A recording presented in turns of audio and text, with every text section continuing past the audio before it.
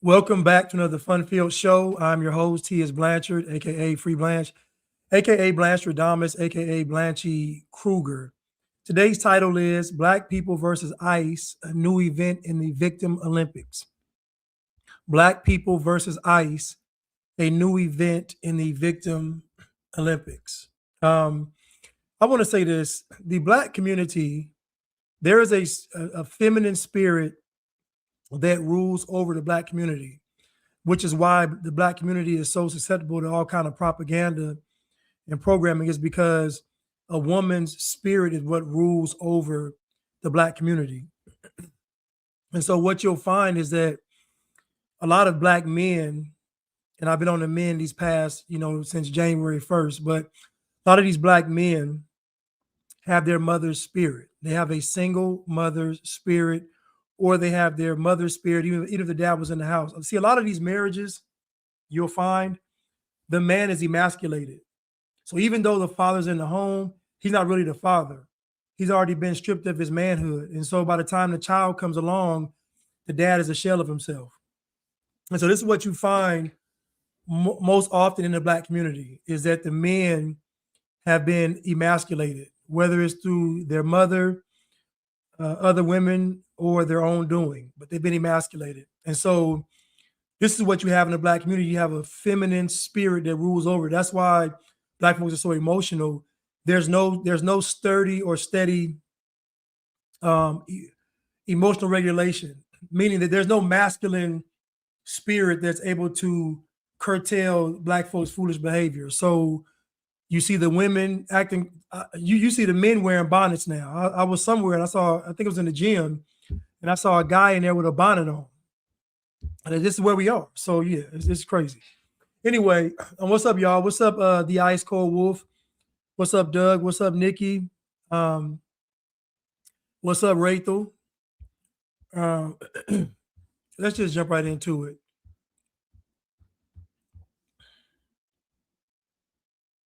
Now, the young lady that got shot. They were, according. Now, the Renee Good lady that got shot.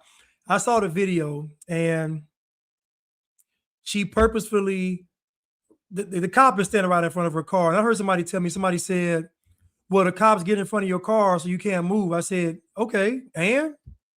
Like, people try to justify it saying the police are standing in front of your car on purpose. Of course they are. They don't want you to run off. Yes, of course they are. I said, what are y'all talking about? Anyway, she purposely ran over him. He shot her. Now, listen to her father, though. I like what her father had to say.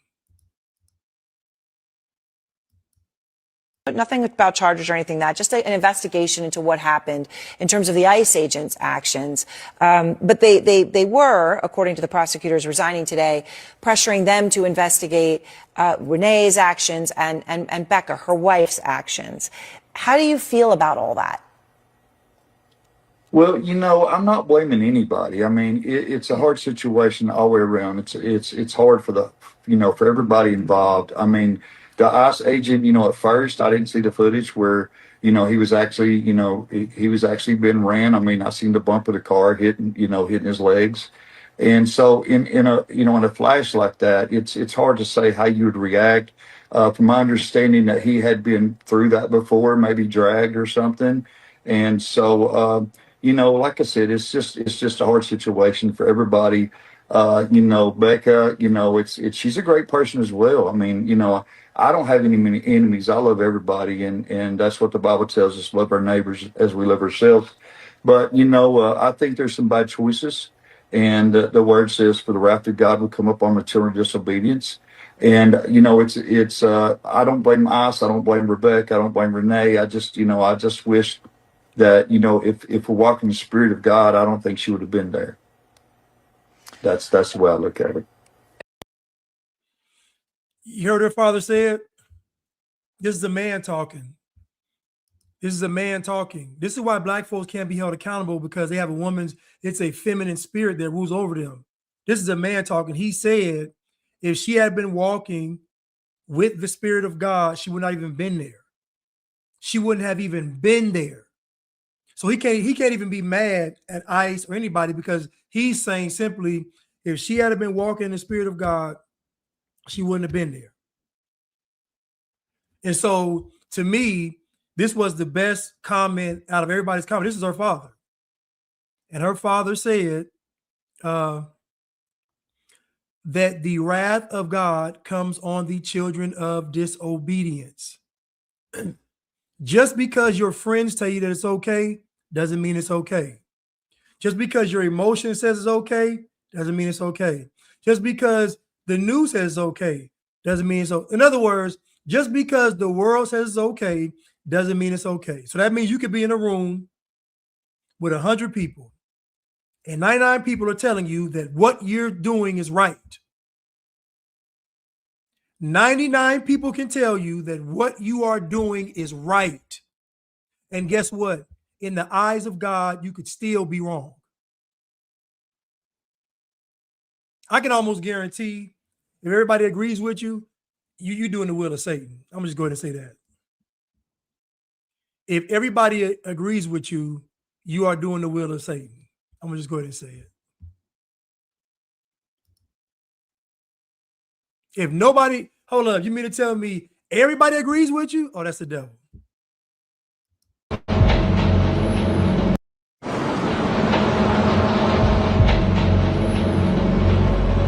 Just before the sun rises in the Windy City, Immigration and Customs Enforcement agents fan out across Chicago to arrest criminals in the U.S. illegally. Tech 1, Tech 2, Tech 3. CNN was granted exclusive access to witness some of those raids.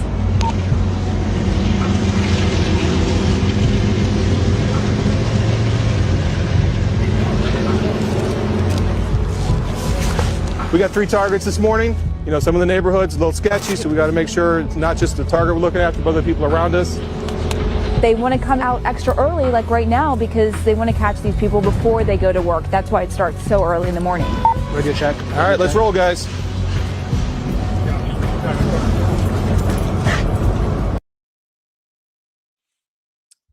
Well, that was just a little clip where CNN was 2016 following ICE with no problem.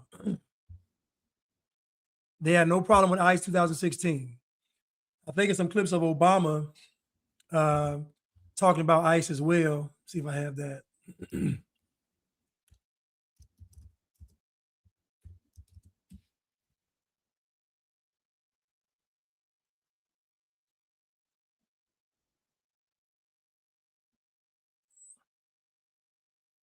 Where is Obama's?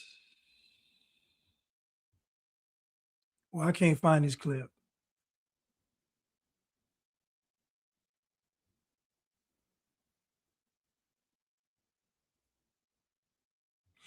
Oh, well. But anyway, so we all know, I mean, by this point, it's not about anything but just, like they said, an agenda. That's all. It's just an agenda. It's nobody, again, people have revisionist history. Society is so emotional now to where you can't even really, I know I said that Black folks have a feminine spirit over them, but that same feminine spirit is spread across the entire globe, in my opinion, because you see more and more men adopting this kind of thinking.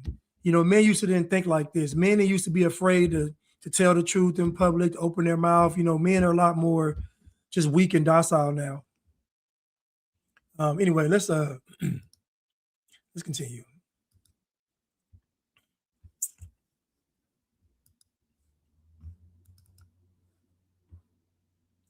Let's continue.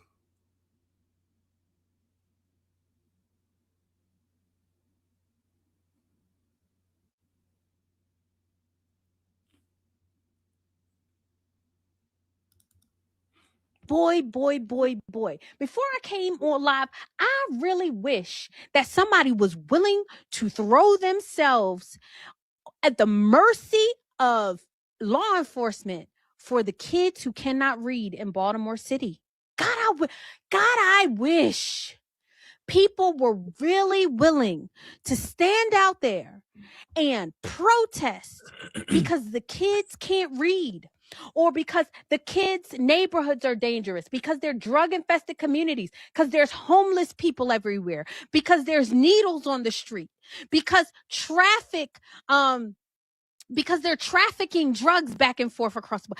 I really wish that they cared as much about the children of this nation and the women of this nation than they do about illegal aliens. But they don't. They don't. And they want us to somehow be emotional about it, which brings me to this daggone crooked Crockett. So we have a comment here. A person, Ted, you know, when they have a whole bunch of numbers in their name, they're usually foolish. I noticed that. You'll see a pattern when folks have a whole bunch of numbers in their name. It's foolishness. It's always the same. It's like they got the same spirit. He says ICE is an agent of the New World Order. This coon is fooling a bunch of low IQ idiots. So can someone tell me, what does ICE stand for? Can someone tell me what the acronym of ICE stands for? Because I want to be clear to see if ICE is a part of a New World Order. There's a New World Order. There is. But, you know, I'm just trying to figure out if ICE is a part of the New World Order.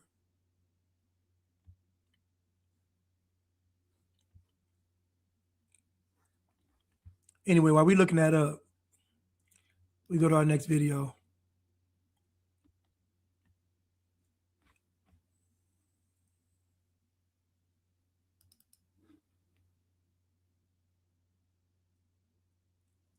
No one owes you an opportunity.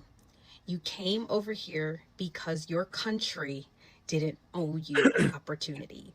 No one in your country gave you an opportunity. So you came over here. So let's look at this sensibly for a second. Now, think about a country, right? So let's think about immigration itself. Immigration itself is an actual New World Order tactic. Okay, let me dial it back.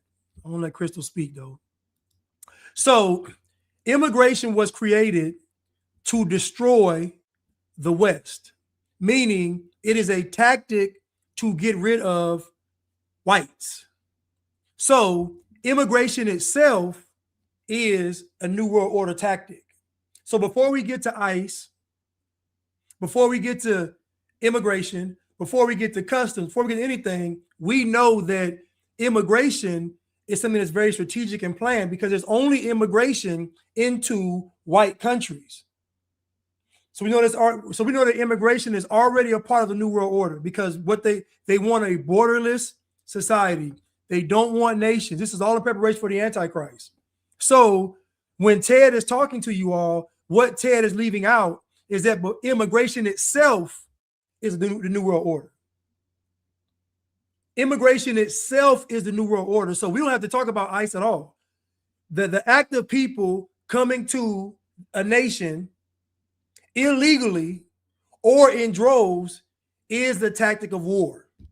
It's an actual war tactic, because the goal of what they're doing is to do what?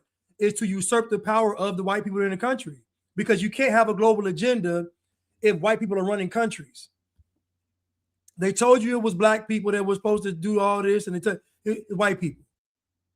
The greatest threat to the New World Order is Christian white people that's ready to fight. That's the greatest threat. Nobody else. Nobody else.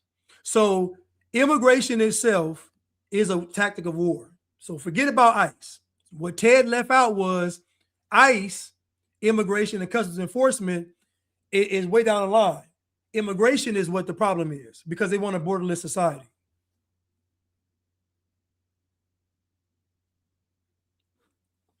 Now, Justin said, I think immigration is not really a New World Order. It's just a problem when too many come here and some come in here illegally. Okay, this is why it's New World Order, because there's somebody behind them coming here, is what I'm trying to tell you. So everything you see by immigration is strategic. So they want people to flood Western countries. This is what they want, because the greatest threat to this whole system is white people standing in solidarity. You're going to find the greatest. Listen, when you ever notice when white people say we want to be left alone, everybody gets up in arms. When white folks say we want to move out to the, think about it. White people are saying we want to live out in the middle of nowhere, and folks got a problem with it because they know that white people are going to fight. That's why. And so immigration itself, see, what you're talking about is people coming to a country for a better life. I'm talking about the actual mass migration, this immigration you see today, like under the Biden administration, where you had 20 million people coming over here. That's a war tactic. That's a tactic of war. Now, a person coming over here to better their life, it's not a problem. But it is a problem when you have other countries interfering in that, other countries paying people to come over here, other countries training people to come over here. That's the problem.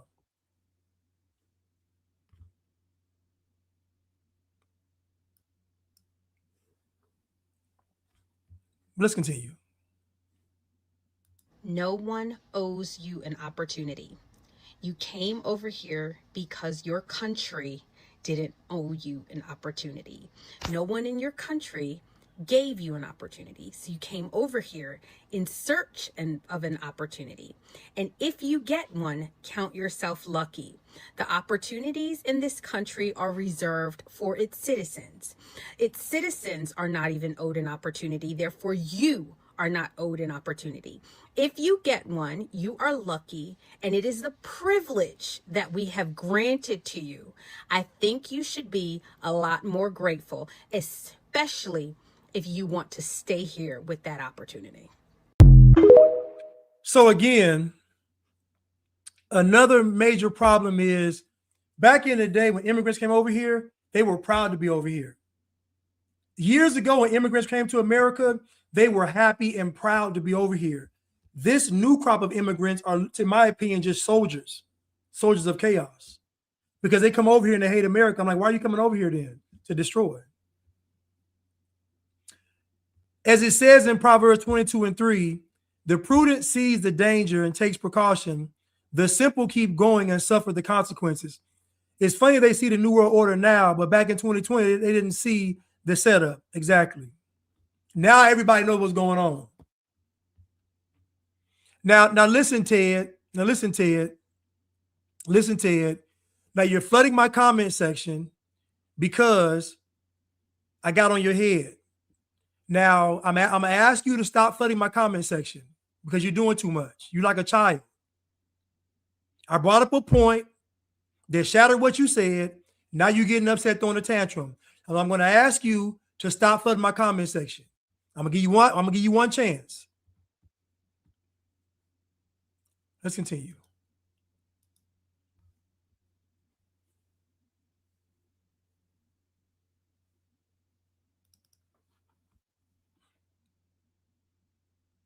Federal agents, ICE, HSI, are officers. They are agents of law enforcement. If you box them in with vehicles, it is reasonable for them to believe that they are being ambushed and that this could end in a deadly situation. And it's reasonable for them to use force based on those conditions. Do not box in any law enforcement officer. You are breaking the law when you do that.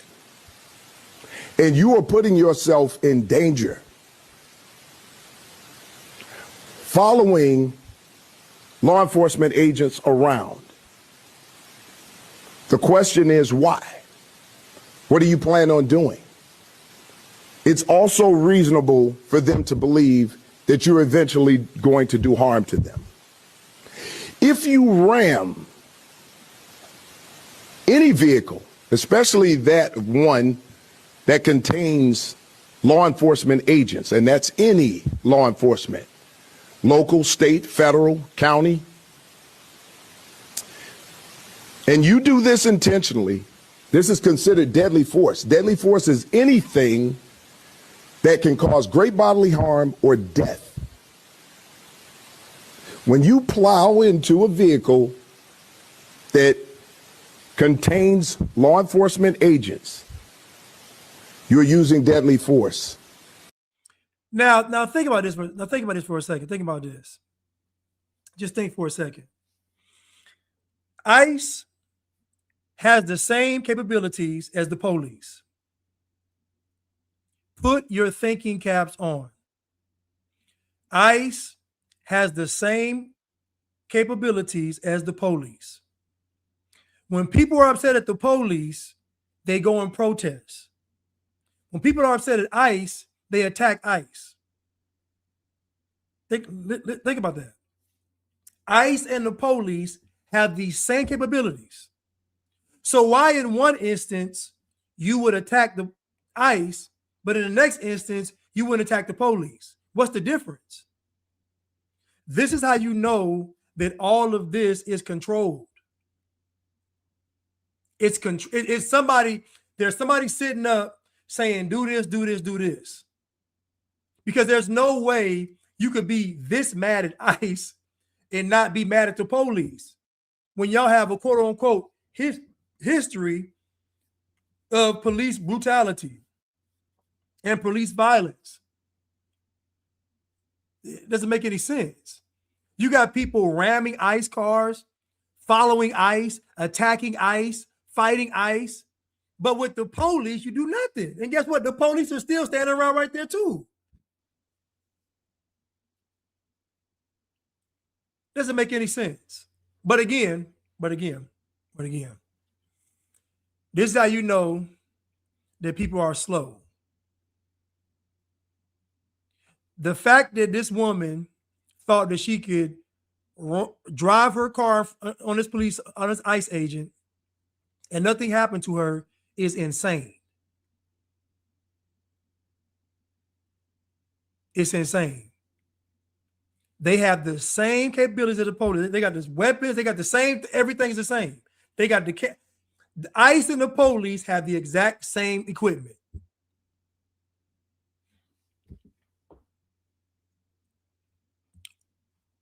Let's continue. Was that it? Law enforcement agents, and that's any law enforcement. So basically, what this police chief is saying, Superintendent Larry Snelling, what he's saying is, if you mess with ICE, you might get smoked. That's funny, right? If you mess with ICE, you might get smoked. So yeah, so it's we know by this time, by now, all this, it's a setup. People are giving marching. None of this is organic. It's not organic. It's just not. I see people caping for, what's her name, Renee Good. I'm like, nobody really even cares. So it's just something to talk about. And black people are the most disappointing because you all, first you don't like white people. Then you complain about white folks not getting shot. Then when they get shot, you say it's a problem. Black people say, we don't like white people. Why don't y'all shoot white people? White person gets shot, now she's your hero. It's crazy. It's crazy. Oh, listen, Justin, I'm doing a lot of black stuff right now because of Black History Month coming up. So, Black History Month, I'm really going to go in, but after Black History Month, like in March, we're going to get back to the global stuff, the New World Order and all this kind of stuff. But I'm just attacking this stuff right now because it's close to Black History Month, and I got to just, we just had King Day. So yeah, yeah. But once we get through this month in February, we'll get back on track in March. But black people, it's just funny to me because first you don't like white people, then the whites are your heroes. It's just.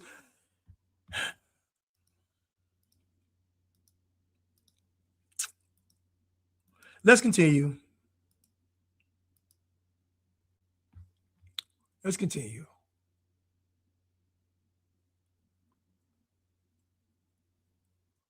Let's continue.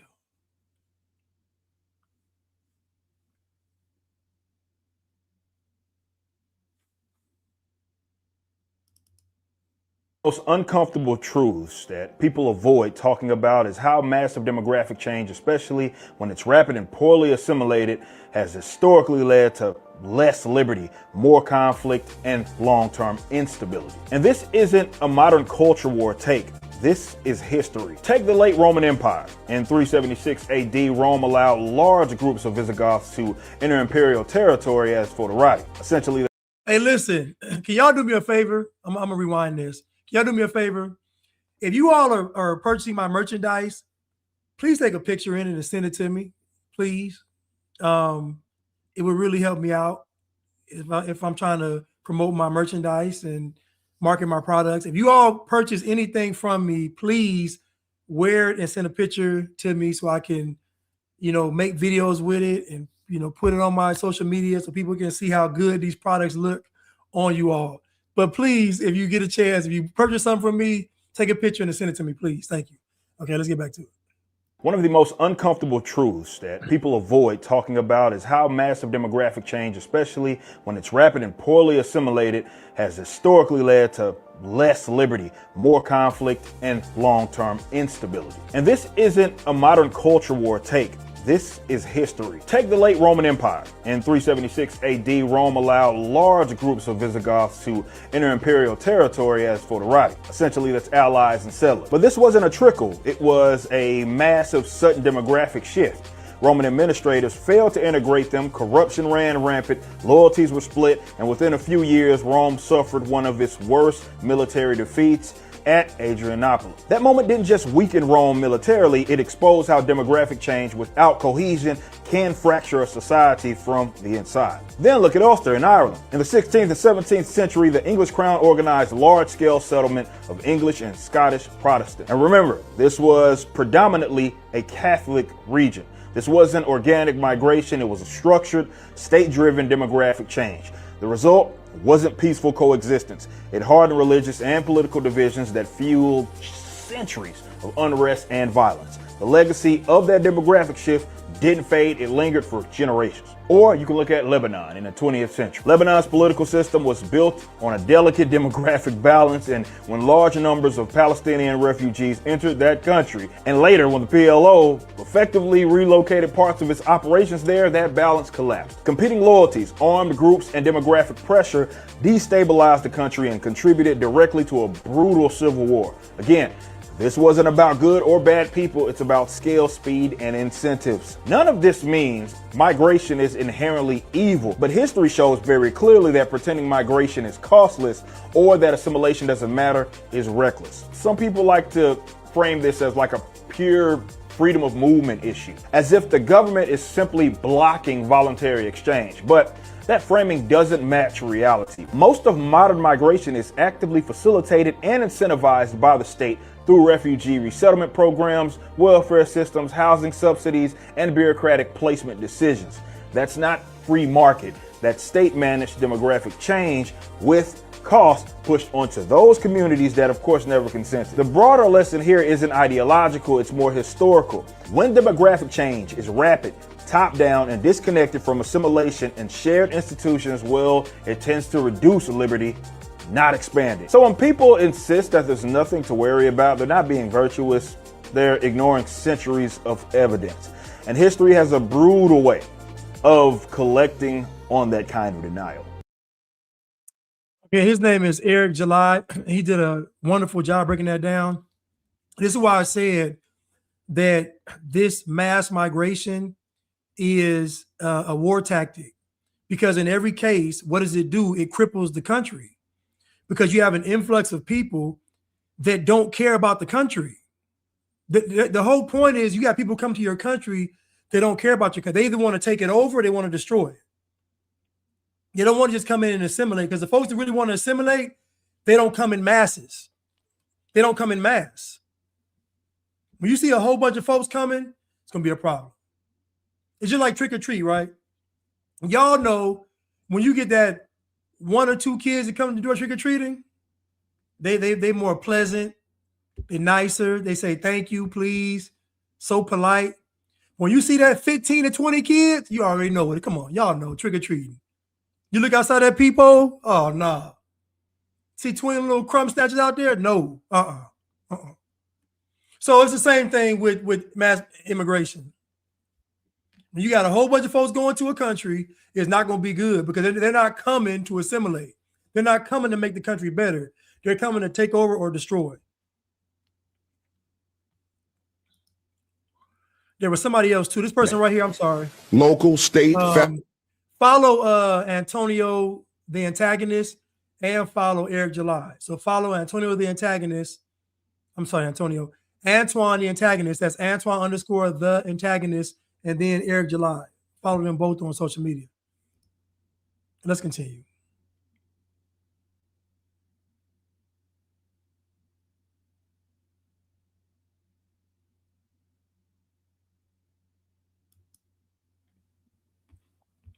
Let's continue.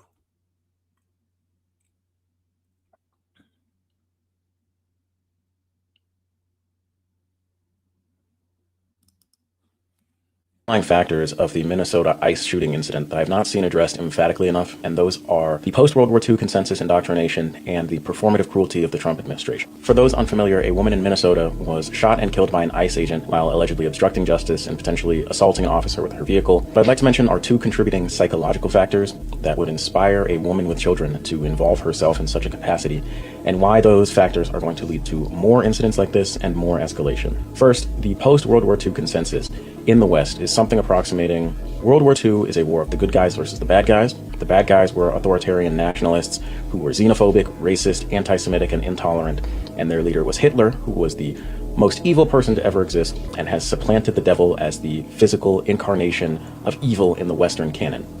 Because of the... Now, just say one thing real quick. Okay, let's just say Hitler was a bad person. But to make him the worst person is propaganda. Because if you make him the worst person, then that means you separate the people that he was the worst against. When in actuality, Hitler killed, according to the numbers, 13 million people. So he supposedly killed 6 million Jews, but then he killed 7 million other people they don't even mention. So again, even making Hitler the greatest boogeyman alive is propaganda. Because what you do is you kind of, like he just said, you take away Satan and you replace him with Hitler. So if there's no Satan, then you see how we get into these murky waters. Now your greatest fear is something that's on earth, something that's man-made. And again, Hitler supposedly killed 13 million people. They don't even mention the other 7. They don't even mention the other 7. They just mention 6 million Jews. And again, that's propaganda. I'm going to rewind it real quick as I start over.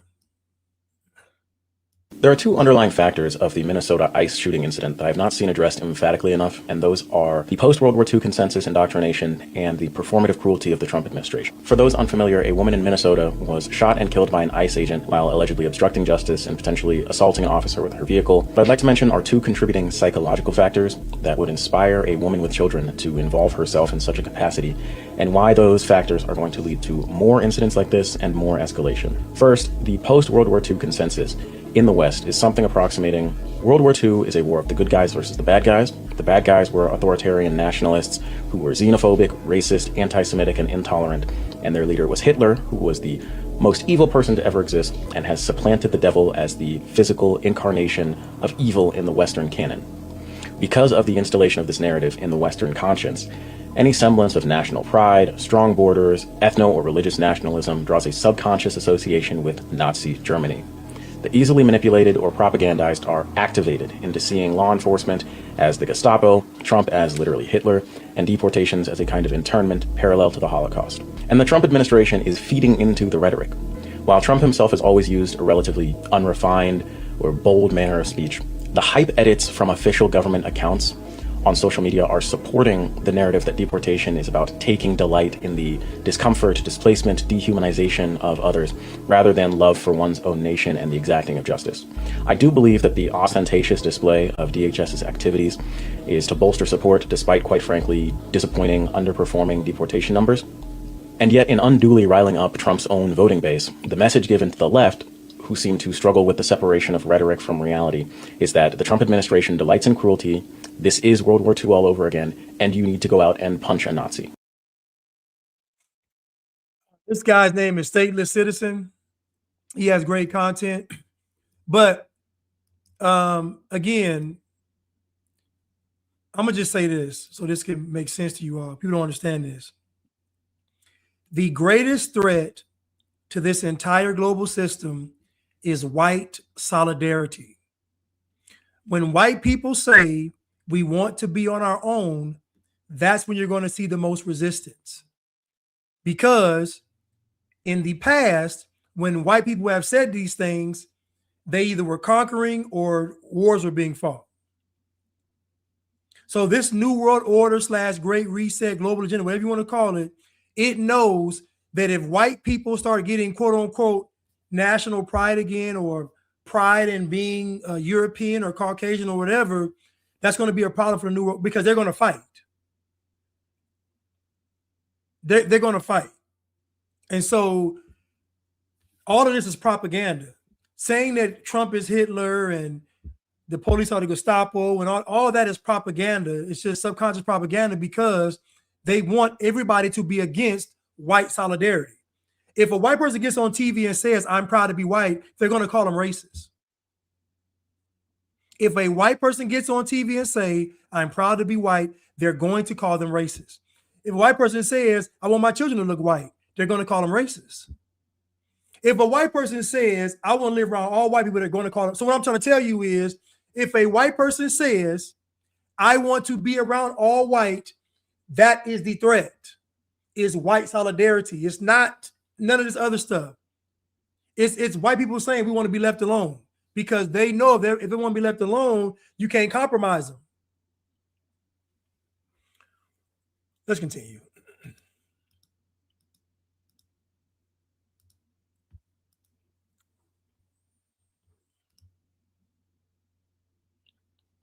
Yeah, they're the only ones that are going to fight the real cause. People will fight. But if you notice, most of the fighting that takes place today is over dumb propaganda stuff. People fighting over climate, people fighting to make sure you recognize climate change, people fighting ICE, people, just all the fighting that goes on is propaganda fights. It's all like people just put a battery in their back to go out and crash out. But when white people separate, they're going to fight a real fight. That's just what it is. So that last person was Stateless Citizen.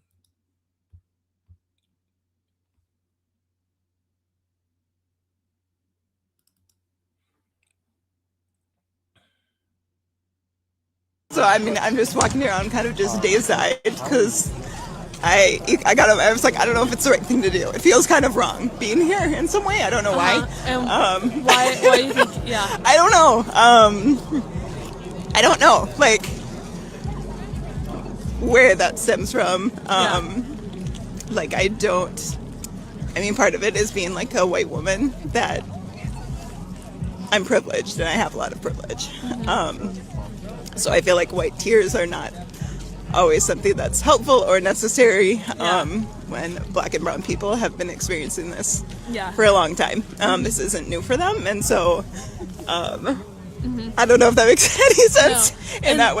This is why the world is being destroyed. This is why right here. Because white people are becoming more pathetic and disgusting by the day. This woman is crying. She's crying over a lie. She's never seen a black person attacked by the police. She's never seen any of this stuff. She's only saw it on CNN.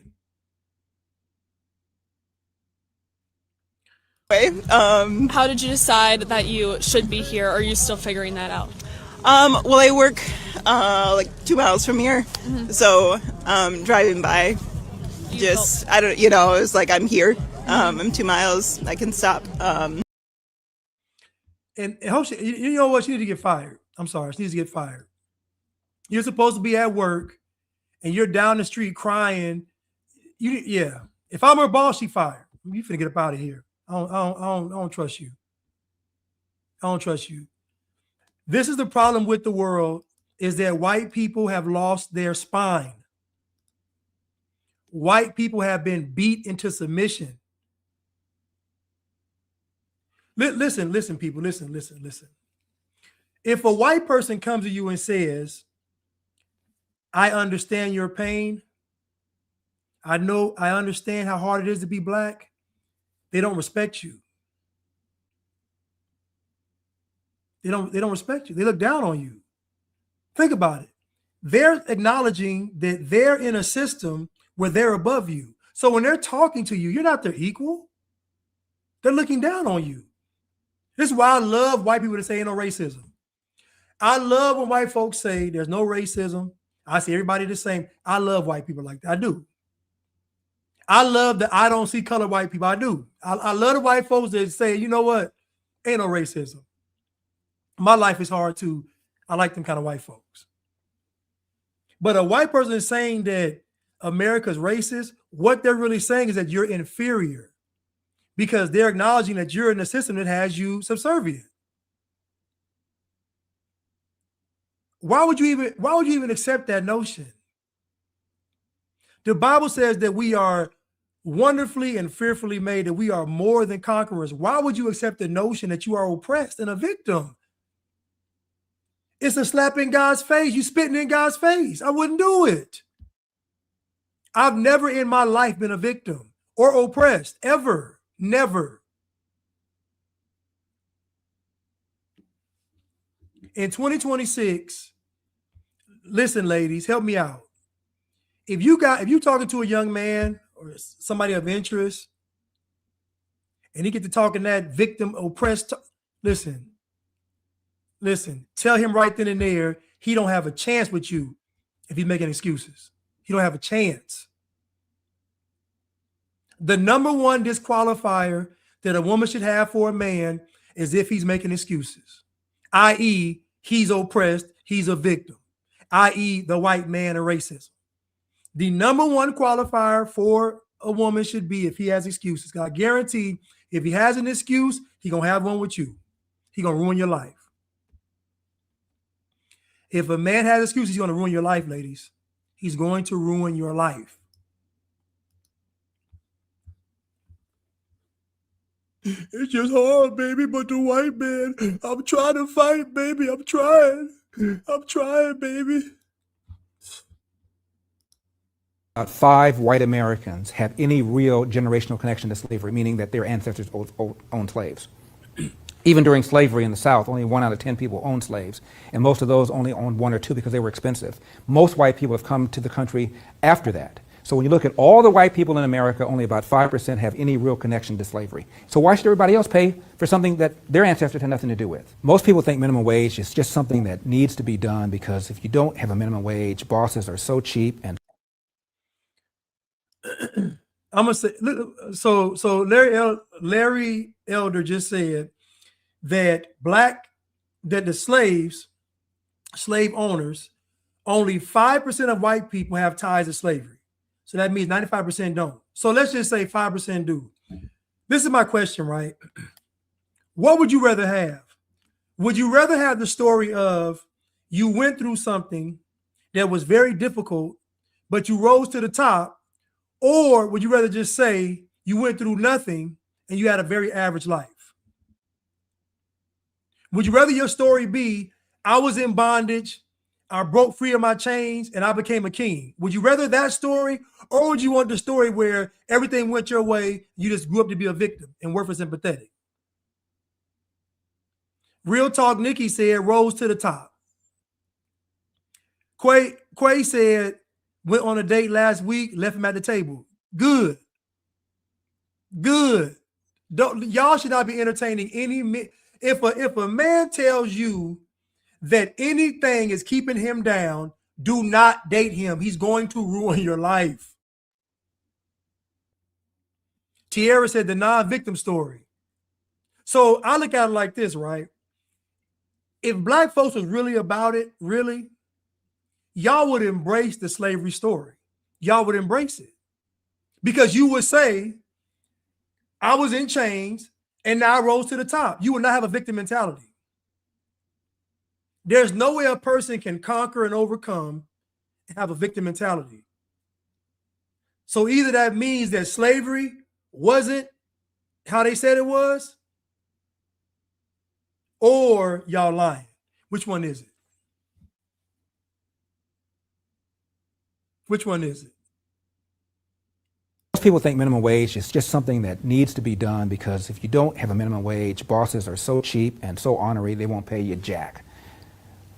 Turns out that before the minimum wage, a black teenager was more likely to have a job than a white teenager. Why? Because a black teenager would market lower wages. I worked for less money than this white kid would. His cost of living was lower, so black kids were able to market their skills lower than a white kid. So all of a sudden they put in a minimum wage telling people, you got to pay here.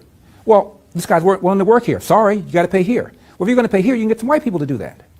And so for the first time, white teenagers began to have more jobs as a percentage than black teenagers. So you have Hillary and Obama all raising the minimum wage, having no blooming idea how much damage this is doing to the very people they claim that they care about. Again, you already just said. I'm gonna play it again. Lower wages. More likely to have a job than a white teenager. That before the minimum wage, turns out that before the minimum wage, a black teenager was more likely to have a job than a white teenager. Why? Because a black teenager would market lower wages. I worked for less money than this white kid would. His cost of living was lower, so black kids were able to market their skills lower than a white kid. So all of a sudden they put in a minimum wage telling people, you got to pay here. Well, this guy's willing to work here. Sorry, you got to pay here. Well, if you're going to pay here, you can get some white people to do that. And so for the first time, white teenagers began to have more jobs as a percentage than black teenagers. So you have Hillary and Obama all raising the minimum wage, having no blooming idea how much damage this is doing to the very people they claim that they care about. This is why I say the free market is a joke.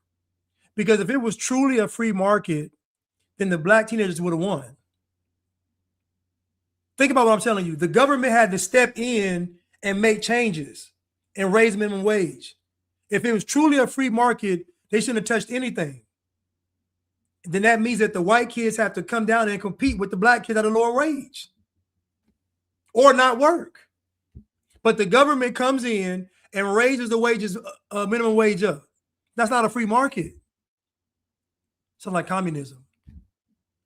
It sounds like communism. You're regulating the standard pay.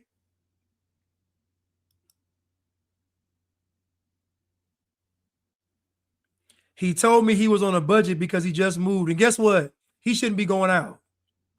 Listen, fellas. Listen, fellas. I'm just say this right now.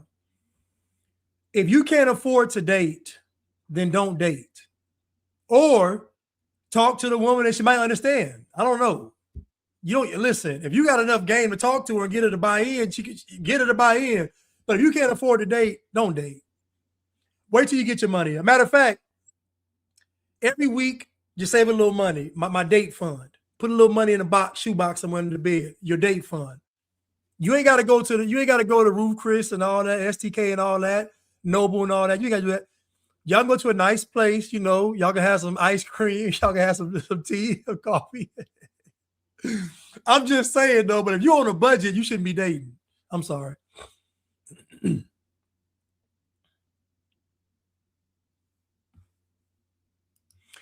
Blanche, can you do a video on the debate between Chad Jackson and Delano Squires? I will. Delano exposed himself as a typical, overly emotional, effeminate, undisciplined, pro-black, simp, bliggity male. Goodness. Overly, this is a tongue twister. Typical, overly emotional, effeminate, undisciplined, pro-black, simp, bliggity male. Goodness, that is a cold title, Claude. That is a cold title. Tierra said, get your money up. How are you going to leave the house and you don't have your finances together? You shouldn't leave the house. Matter of fact, honestly, I'm going to be real with y'all. If you can't afford to go out, then invest in yourself. So the money you was thinking about spending on a woman, spend on yourself. Go to the gym, start reading some more books, take a course, like invest in yourself. Because that's gonna pay more than you wasting money on a date that's probably not gonna work out anyway. Let's continue.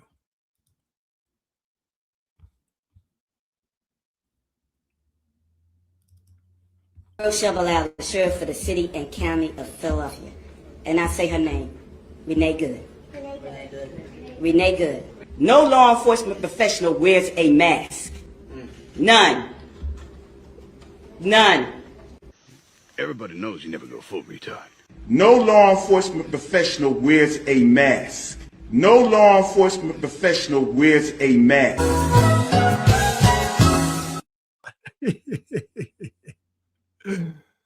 Oh, bless her heart.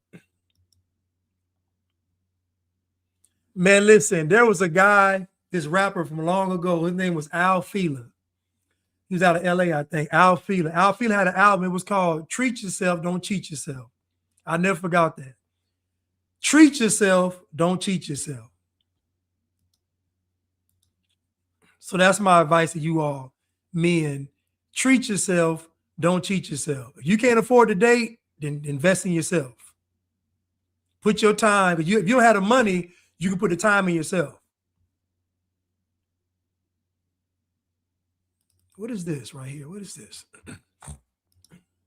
Investigation that came out showed that AI tends to be super racist. So big finding number one, almost all models view whites as far less valuable than other groups. So to give you a concrete example, GPT-5 values whites at 1/20th the value of non-whites. Big finding numero dos. GPT-4o, that's a different model, values Nigerians at about 20 times more than Americans. Don't know why. It just thinks Nigerians' lives are worth 20 times more than Americans. Just to give you an idea, like in these kind of countries, you have America at like the less valued life, the UK at the less valued life, Germany at the less valued life, France at the less valued life, Italy, and then at the more valued life, you have China, Brazil, India, Pakistan, Nigeria. Big finding number 3, almost all models view men as much less valuable than women.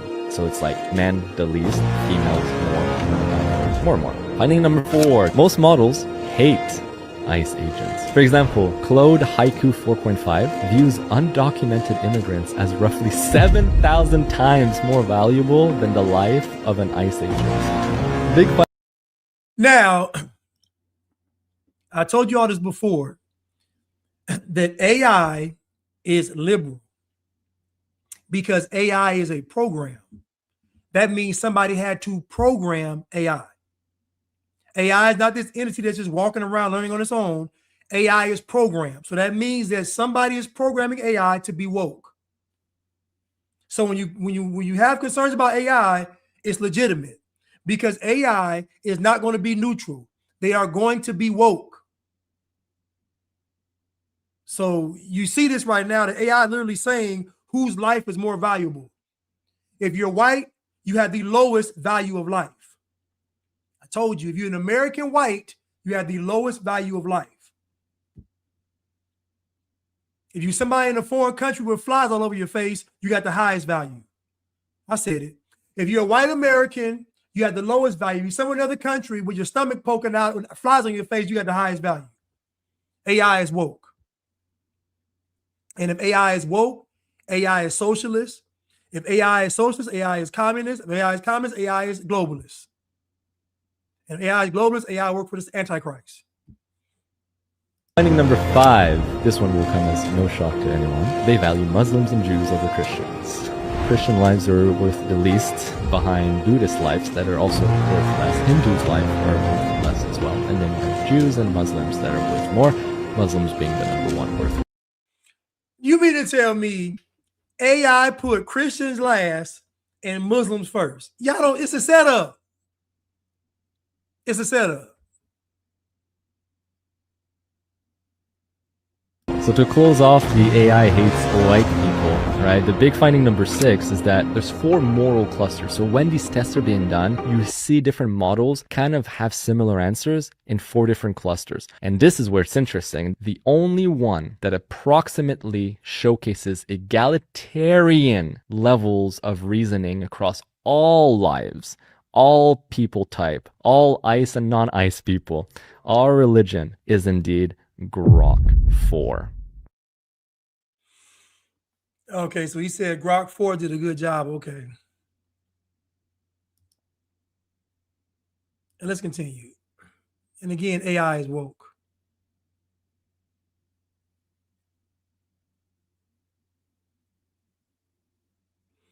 Hey, listen, man, I have to look up Dark Waters. So when I get off the show, I'll look him up.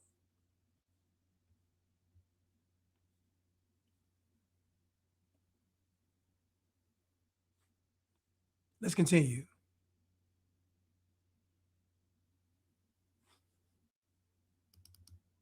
In Minnesota, standing outside his home with a rifle, pledging to protect his neighbors as Immigration and Customs Enforcement makes its way through the city.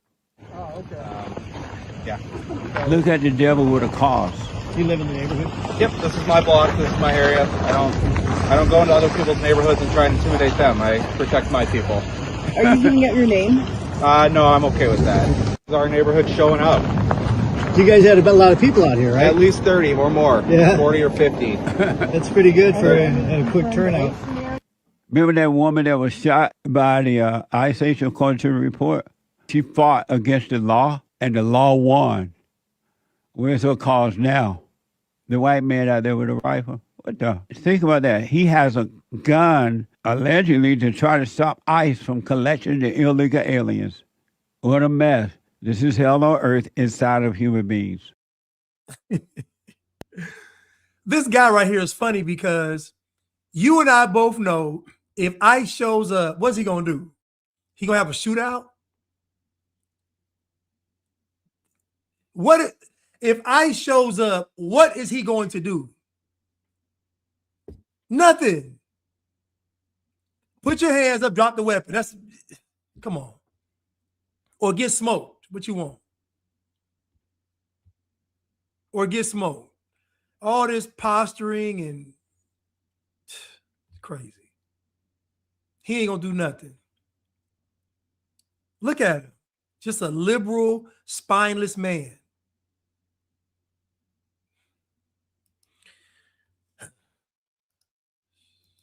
No excuse challenge still going on.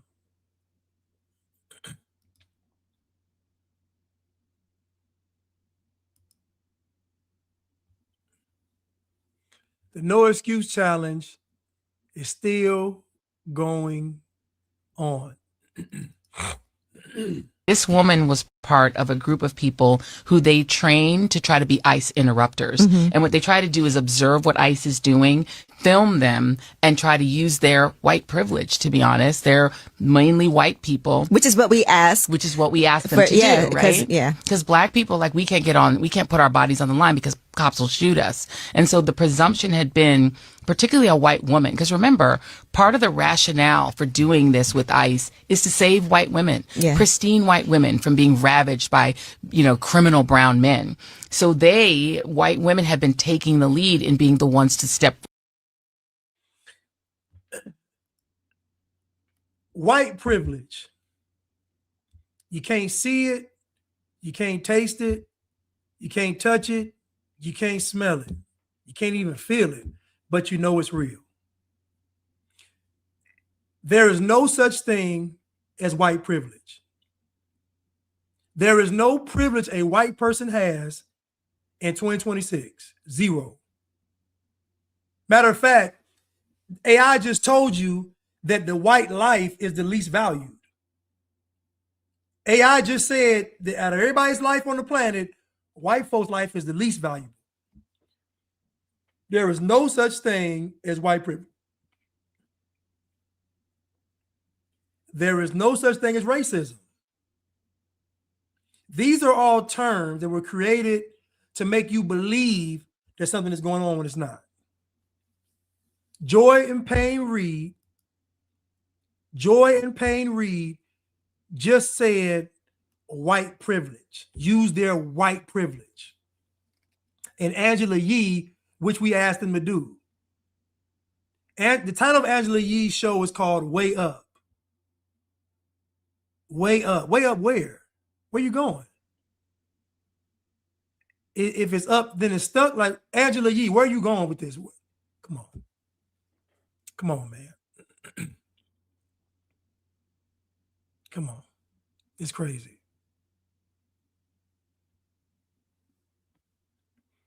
Yeah, she said the ICE agents are mostly white, but I'm like, I done seen mostly ICE agents of color, me personally. The majority of ICE agents I've seen have been people of color. That's what I've seen.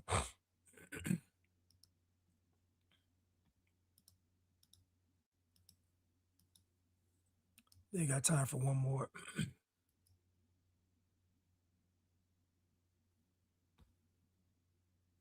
Maybe two more.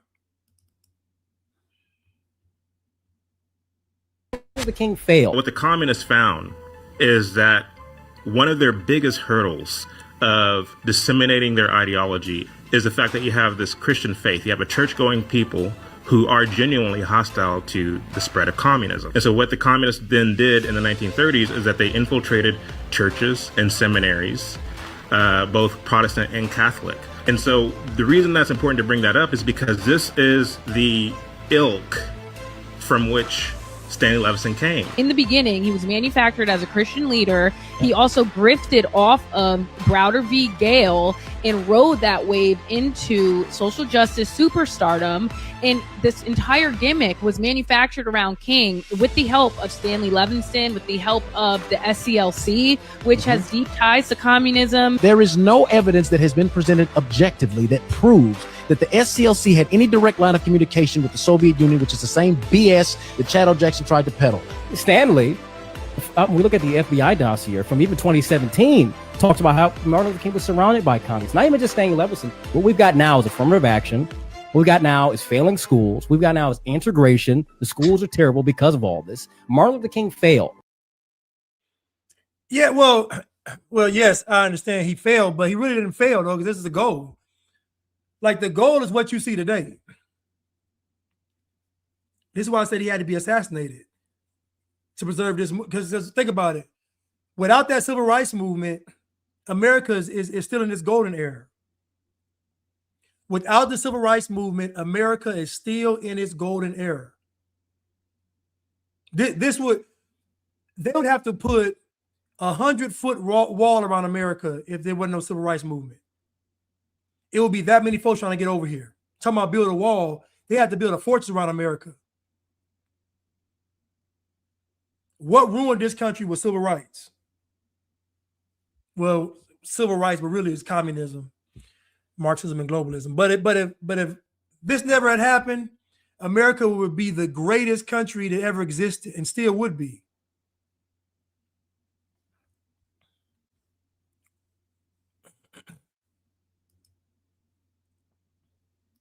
Let's continue.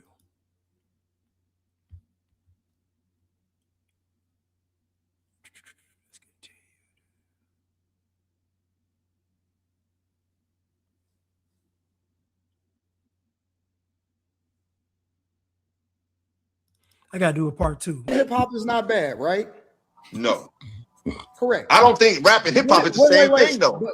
But you rap is not hip hop. Calling rap hip hop is like calling dribbling basketball. It's a part of it. It's a part of the culture. When you're talking about rapping, when you're talking about DJing, when you're talking about the style of dress, when you're talking about everything, right? It didn't necessarily start off to be that.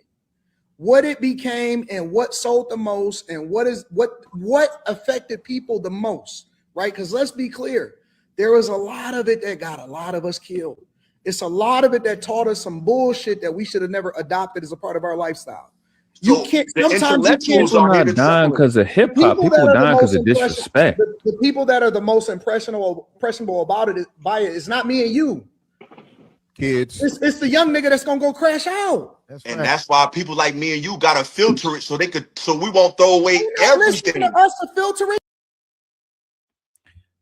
This dude, philosophical man, he is the strongest victim. Like he is the toughest victim I've ever seen in my life. Like in one instance, he's a tough man, then he's like a victim. Like it's like a weird, like he's tough but a victim. It's just a crazy dynamic. It's crazy. And when I say tough, I mean masculine. Like he's very masculine, but then his rhetoric is all victimization though. It's crazy. It's just crazy, man. I got to get out of here too. Shoot.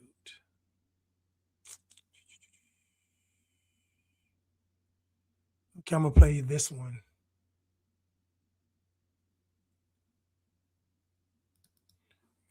Crime rate highest in the white communities, and it's like, and as so like, is that not in the trailer parks and the the places where is low income and low education? You're like, yeah. And I said, well, let me ask you another question. Do you think rich black people are middle class black people rob and steal? They said no. I said, wait a second. Please repeat that. And he says, I said, you're saying that rich black people do not steal from each other. And they're like, no. I was like, I'm serious. Like, it freaked me out because I go, well, where's your racism? Because if what you're telling me is that crime is indicated, it's prevalent in the low income and undereducated communities. I'm gonna need y'all to stop right there. Again, this is the problem with black people, is that black people don't care about fixing a problem. They just don't want white people to be right. So it's solve the problem, white people being wrong. They're always going to pick white folks being wrong. You can get black people anywhere, suburbs, middle class, lower middle class, upper middle class, poverty, whatever you want to pick, and the crime rate is going to be higher. Yes, black folks commit more crime. And crime is not about poverty. Crime is about character. This is a misconception, because if it's about poverty, you're going to blame the white man for the crime. It's about character. There are plenty of poor people that don't steal. Matter of fact, the majority of poor people don't commit crime. How about that? The majority of poor people don't commit crime. So poverty is not an indication of crime. It is your culture. It is your values. It is your character, your morality. What do you value? What do you respect? That's where the crime comes from, not from poverty. There are plenty of people. Okay, prime example. If poverty led to crime, then homeless people would be the most, they have the large number of criminals. Think about it. Homeless people would lead the nation in criminal activity. They'd be running rampant. They are the most impoverished. That means they be committing the most homicides, the most robberies, the most rapes, the most assaults. If that was true, that poverty is indication of crime, or crime indication of poverty, then that means homeless people would be the worst group of people on the planet. We would see killings every day, bodies on the street. We see melee and mayhem, but we don't.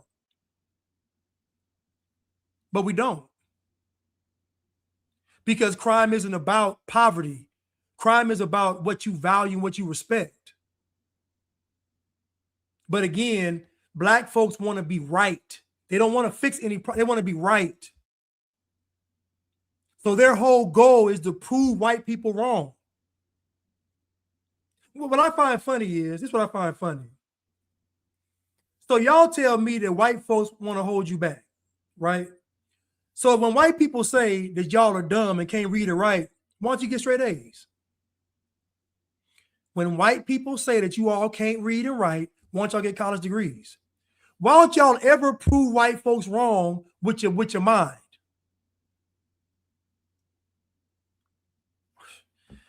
Let's continue. stop being afraid of the truth, because the game they try to play on black people is so obvious, and it's embarrassing that people even still fall for it. They sit up there running their mouths talking about some black people are criminals. Black people commit the most crime. Black culture is violent. Shut up. It's true. Black people commit the most crime, and black culture literally says don't snitch.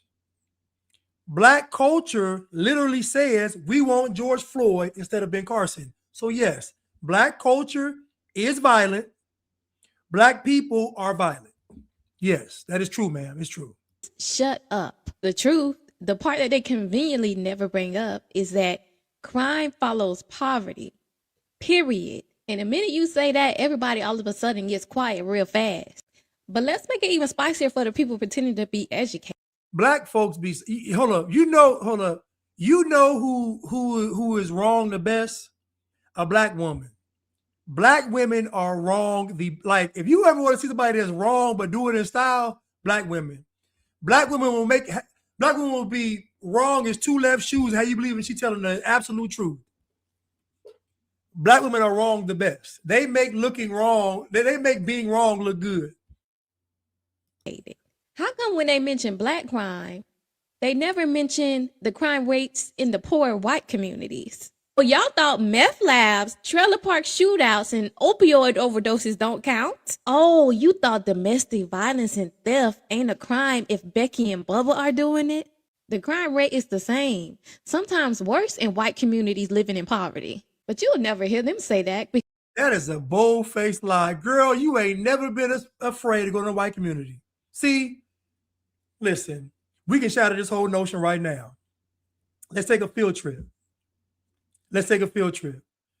Let's see who is more afraid. If you're more afraid to walk through the trailer park or walk through the projects. Let's see. I want to see, since white people have more crime, let me know if you want to go to the trailer park or the projects. Black people lie. Black people lie with a straight face. Black people lie. They lie. Since you believe that the crime is the same or even more in white communities, then let's take a field trip. How many of y'all want to go walk through the trailer park or walk through the projects by a show of hands? Who wants to walk through the projects versus the trailer park? How in the world can the white neighborhood have more crime when literally in the black community, you got gangs? You got people fighting over streets. They're not fighting over trailers and pickup trucks. Y'all are fighting over streets. Y'all are fighting over blocks. Y'all are fighting over parks. Y'all are killing over streets and parks and alleys. Y'all are literally killing because your apartment is on this side of the street and theirs over there. Y'all are literally killing because you grew up on that side, they grew up on this side. They live in this project, you live in that project. Y'all are literally fight over colors. Y'all are literally killing over the most simple and basic things. Black people lie. Because it breaks the whole illusion they need to survive. Let's stop acting stupid. Black communities don't just randomly end up poor. They were engineered like that, systematically. See, this is why you got to shatter the notion of poverty causing crime, because they're going to blame white people, because the goal isn't to fix it, it's to just not be wrong in front of white people. That's it. You want to prove white people wrong. You don't care about the homicide rate, the abortion rate, the rape rate, the assault rate, the armed robbery, none of that. All you care about is for you to get in front of a white person and say that you're wrong and I'm right. That's all they care about. Purpose, economic sabotage in every angle, and then they got the nerve to point at the outcome and call it black crime. If they ever admitted that poverty is tied to crime, then they'd have to admit that white people commit crime at the same damn rate when they're poor. They don't want that smoke, because then they wouldn't be able to use black people as the nation's scapegoat anymore.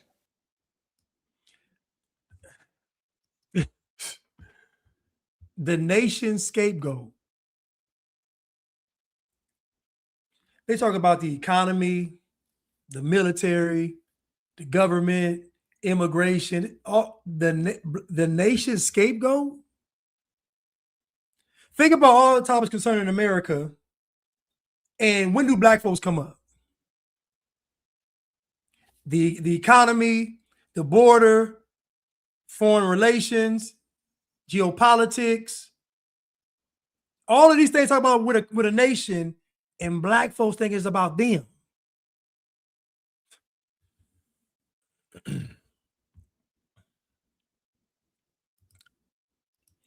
Thank you, Cruise Missile, for the super sticker. I really appreciate it. Thank you so much, sir. I really appreciate it. Thank you.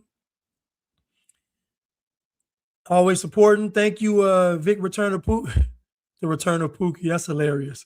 Thank you for the super sticker. Thank you so much, sir. I really appreciate it. And thank you, McTowns. Thank you, sir. Thank you. I appreciate it. Listen, y'all. I love y'all, and I will see you all soon. Thank y'all for tuning in